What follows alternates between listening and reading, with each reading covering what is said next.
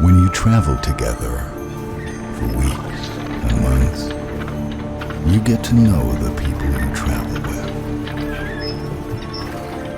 Makes you grow closer. Makes you suspicious, even of those meant to guide you, especially of those meant to guide you.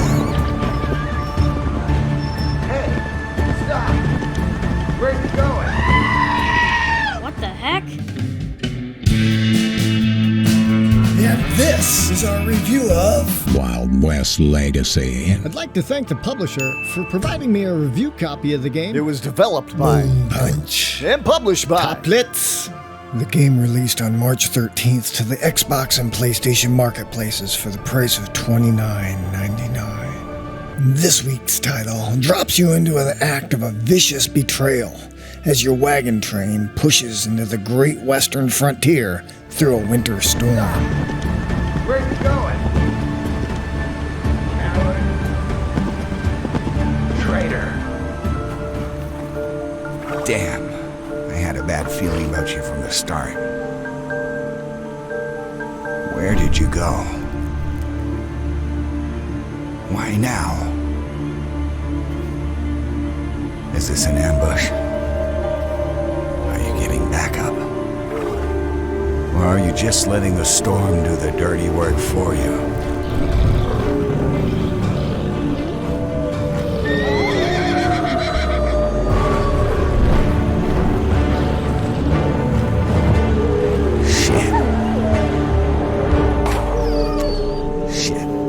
So you start off by being separated from your wagon train of settlers in a winter storm.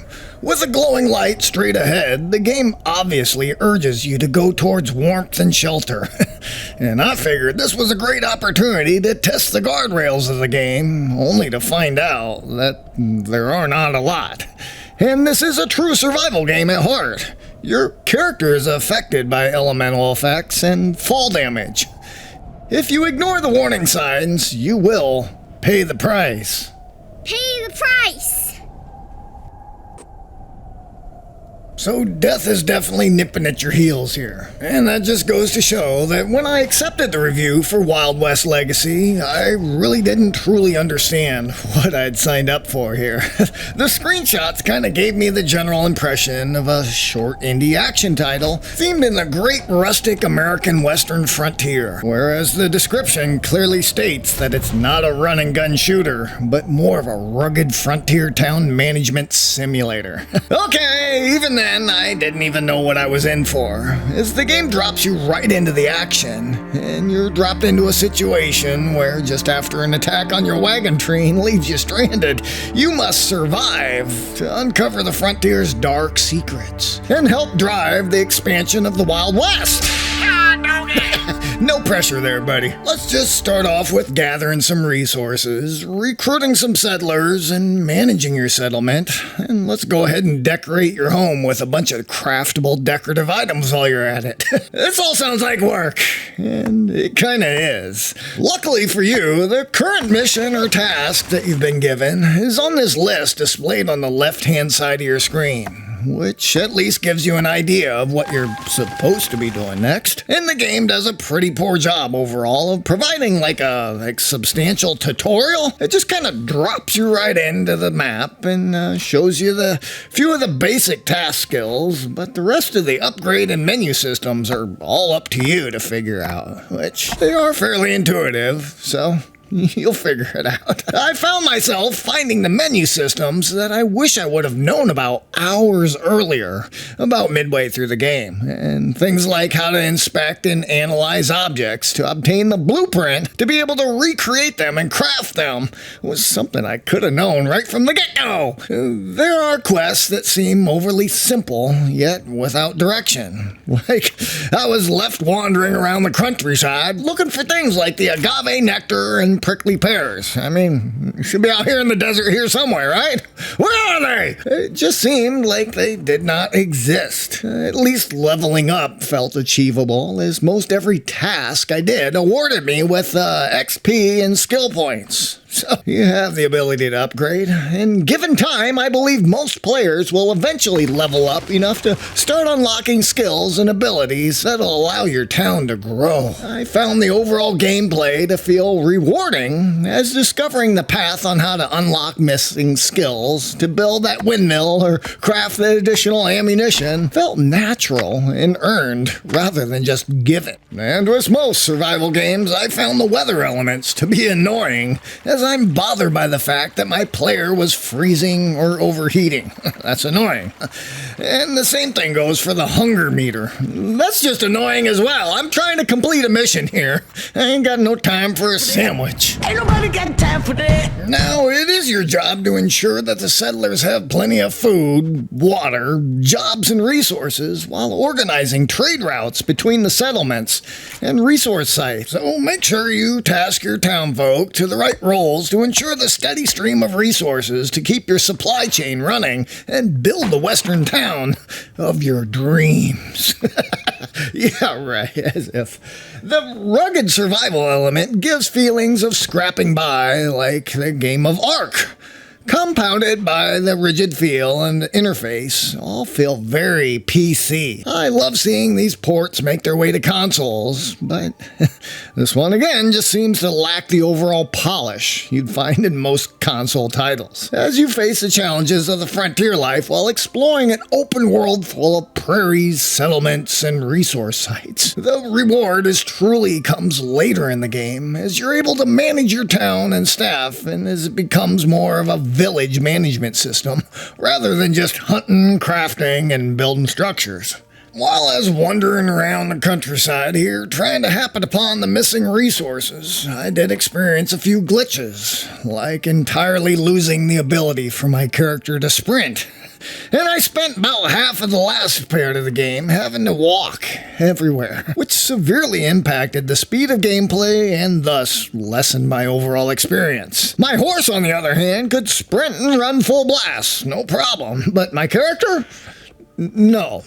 This made me feel like I was just missing something overall, like I disabled an optional feature, or like I'd removed my boots, or something that just overall disabled my ability to run. Which I never figured that one out. Restarting the game, quitting out everything I tried, didn't work. I just had to walk the rest of the game. Yay! Okay, I've conducted Tiameric fever, and now I can't run anymore. The narrative is completely text-based, and the lack of full voice acting left me caring less about the NPCs and made the narrative feel flavorless. As I'm not really asking for a full English spoken dialogue here, as you know, maybe these were some old German settlers pushing west. That would work. Just write the storyline and give me some English subtitles here. That would give it some life, I believe, some flavor. The achievements are scattered throughout the storyline progression, so the completion will come with time. But, you know, it may take 60 to 100 hours for completionists to playing this 100%, so I won't find the platinum on my trophy wall anytime in the near future. The terrain also felt very rigid, with invisible walls on some cliffs, and a small map size that, once explored, felt like I was trapped in a large bowl. I mean, why can't my horse forge the river? I mean, horse can't go in water? Is that what this is? The achievements also point to a mining cavern later game that I look forward to finding some deep caves and caverns to explore, as it would have been nice to maybe have something like some underwater sequences or treasure hidden down there. That'd be great. Something that makes things feel extra or rewarded for the player exploring a bit off the beaten path. That'd be nice. I do enjoy the theme here, as exploring a fictional American frontier, surviving the harsh wilderness, building your home, and turning your settlement into a thriving community that eventually becomes a city management simulator is a neat concept, and I imagine I'll come back to this title and see it through the end someday. Overall, the game is a fair showing for those willing to look past some of the simple frame rate issues or the overall learning curve. And therefore, we rated the Wild West Legacy with 3.5 out of 5. Yeah, well, that wraps up that review right there. Here's some notes I took. Where I put the keys to the tractor. So, we make these new review videos every week, so if you're an indie developer or there's something you want to see, leave your favorite emoji down in the comments. And if you haven't noticed, I've been working with select publishers this year. Feel free to reach out if you're interested in adding your game to our future reviews. Be sure to visit again next week as we continue to take humorous stabs at some of the industry's new and upcoming titles. Don't mess with the bobber. Stay safe out there. We'll see you next time on the farm.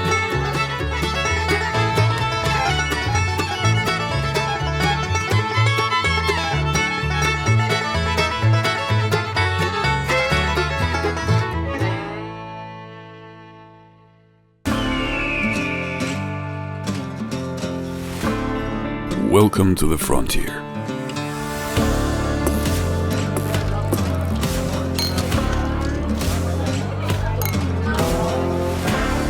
The things they say about this country. Lush green forests filled with game.